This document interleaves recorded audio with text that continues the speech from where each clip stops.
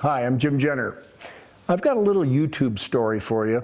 Years ago, we did a film called Secrets of Champions 4, which is basically the longest, most complete film ever made on pigeon lofts.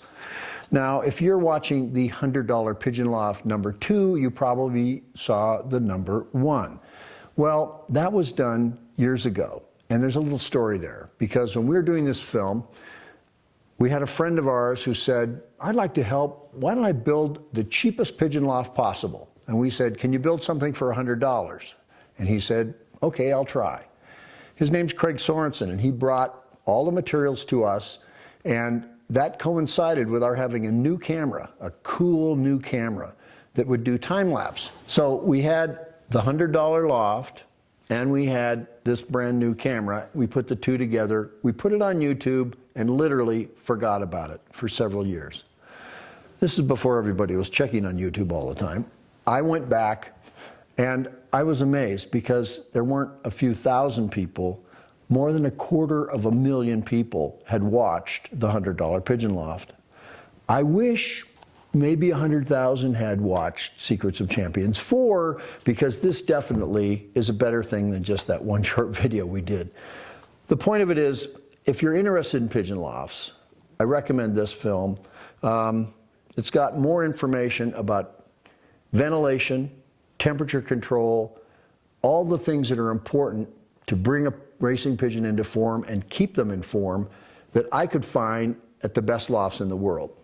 Now I'm going to take you out and show you the $100 Pigeon Loft Take 2, because a lot of people want to see how it works. It's actually got pigeons in it. It's not fancy. We're going to go do that, and then we'll be back and talk a little bit more about why I hope you'll think about this film, whether you buy the DVD or rent it. Anyway, let's go outside. Okay, it's a beautiful Montana day, and it's a little tiny Montana backyard. I've got some old horse trailers that I've used here for some pigeon stories I did. But this is what we're talking about. Right over there is the famous $100 Pigeon Loft. And that's what it looks like now. And I'm going to talk for a second. I got to set this camera up so it's easy to just leave this here. Talk about some of the changes that I've made. Number one, this has a landing board that simply comes up and lets we get a lot of snow here. I wanted something that was, this is just simple rubber matting, rubber netting. And then from Foy's Pet Supplies, they have this really nice little trap that comes down. So what I like is, if this is up, I can just take an old stick. It's there. I've also, when we had a cat in the neighborhood, I put it where it was kind of on edge, where if something heavy jumped on it, it would fall. But this is not complicated. Talking about dimensions, according to this tape, it's exactly 5 feet long. There's a little bit of an overhang here, not much.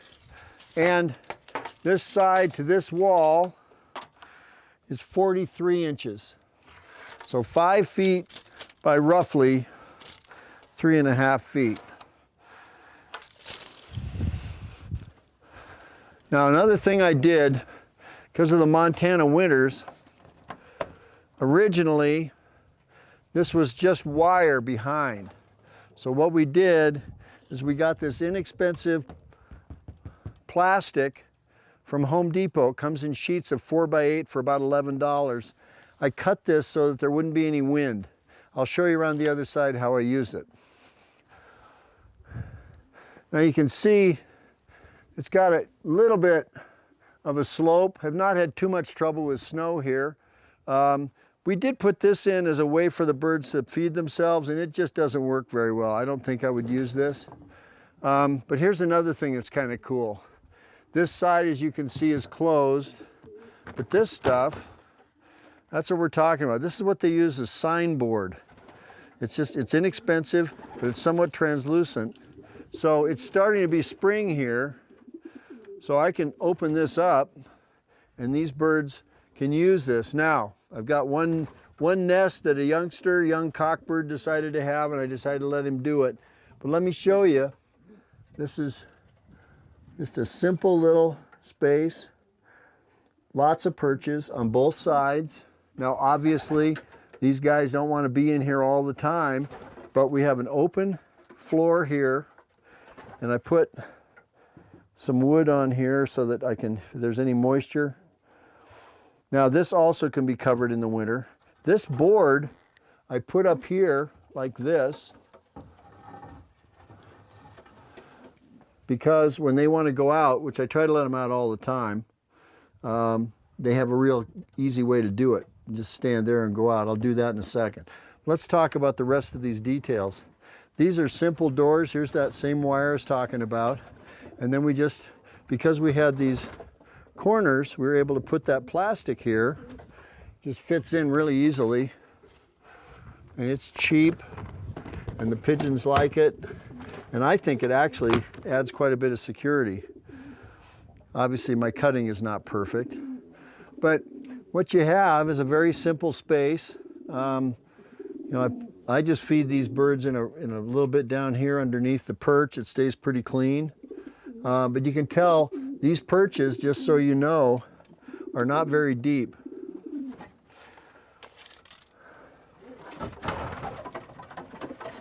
Six inches. So most of the time, if they're 5 or 6 inches, most of the time, all the droppings will be here in the morning and you won't have to worry about it. That's what I like, is I can get in there and pretty much clean easily. Not a lot of other details to talk about, other than you can see that it's an apex roof. There is a little bit of a gap on the top of the roof that I thought about having ventilation there, but frankly, you never smell pigeons in here. You can see the feathers moving. So there's plenty of ventilation. I really can control, depending on if I close this off or not, how much air is in here, but never had a sick bird in here. Really, and it's been as low as minus 25 degrees. That's a big deal here in Montana. But let me tell you, these birds have never been affected. The only problem you have is, this is one of my very, very expensive drinkers. I think this probably cost me nothing. You have to be careful though, when it's frozen, totally frozen, and you go to break the ice, you can have this whole thing shatter like a piece of crystal. But these guys, they're young, it's spring, they want to get nested. I let one guy do that. He made about 100 trips to build that nest. Normally they'd be in another loft, but this is just some extra birds here that I wanted to show you. And obviously, the thing I love about this design is it's just on these simple sawhorses. It's up high. It means that there's, always air underneath. I think it's safer, and it's nice for me because the pigeons are at this level. So if I want to get them tame and hand feed them, it's very easy to do. So that's pretty much a rundown on what we have. I guess I better do a few more measurements for all those measuring guys that wanted me to tell them exactly what things were. These doors, roughly 26, probably 26 and 26. I like having 2 of them. And then there's really nothing on this side of the building. This is just a thin plywood. And then you can see how I put this over the wire. And in the summer, this plastic will come off. It washes off well. It's really cheap. It just means there's no drafts. So here's another thing you probably noticed inside. Real simple. There is a piece of string. As you can see, a little piece of string that goes on 2 nails and then outside, and I'll show you how that works.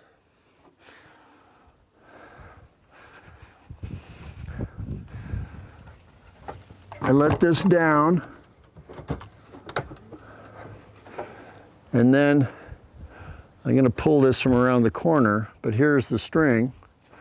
So I'll go inside and you'll see, I hope, but when I pull it, let's see what happens. Yep, there it goes. Okay, and they know what to do.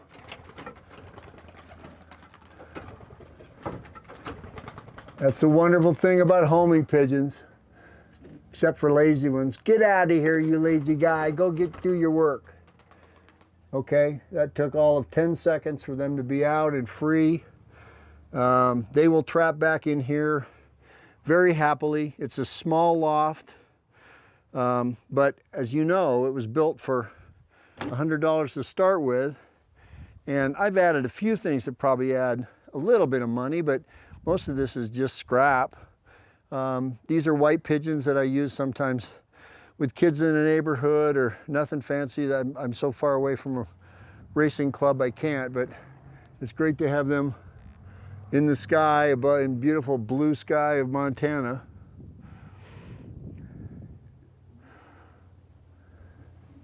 And then while they're out, I just do this, and again, not fancy, but that's down now. I can put food in for them. I can change their water, and they will trap in whenever they want. They'll be inside, they'll be safe. Frankly, I've left this open sometimes at night. Never had anything jump up here. But that is basically the $100 loft. I think I have to also tell you I missed one more dimension here. 3 feet. So basically you have 3 feet by 5 feet. And the apex here, I think that's 4 feet. Yeah, 4 feet. So working with 4x8 sheets of, you can tell it's very thin material, 2x2 framing inside. That's in the other video. And that's a $100 pigeon loft. I'm gonna go back inside and tell you more about another one of my pigeon loft videos. But anyway, that's this place in Montana, and 500,000 people have taken a look at a video on this little building, which I just can't believe. Well, thanks for taking the tour. If you're going to build an inexpensive loft, great. I certainly recommend some of the components that I showed you. If you're thinking about a pigeon loft that's really serious about keeping your birds in condition, I hope you'll look at our links here where you can either buy the DVD or a new thing, video on demand. You'll be able to rent it and watch it online. Either way, thanks so much for watching. Thanks for your interest in pigeon lofts, and I hope you enjoy more pigeon films from Jim Jenner. We have 3 ways for you to enjoy our pigeon films. So the first thing, obviously, is you can go to our website and buy a DVD. You can have it forever. You can start a collection. I hope you'll do that. But the other option is a little more affordable. You might try this. You can now rent any of our DVDs for up to 72 hours for only a few dollars. And if you really like the film and you'd like to stream it forever, you can buy it to stream it forever. So those are 3 options. I hope you'll go to our website, and all you have to do is click here and go to our website, or maybe click over here, or why don't you click down here? No, oh, how about here? Click here, click, please click right here. This video, click here. Click here. Thanks for watching.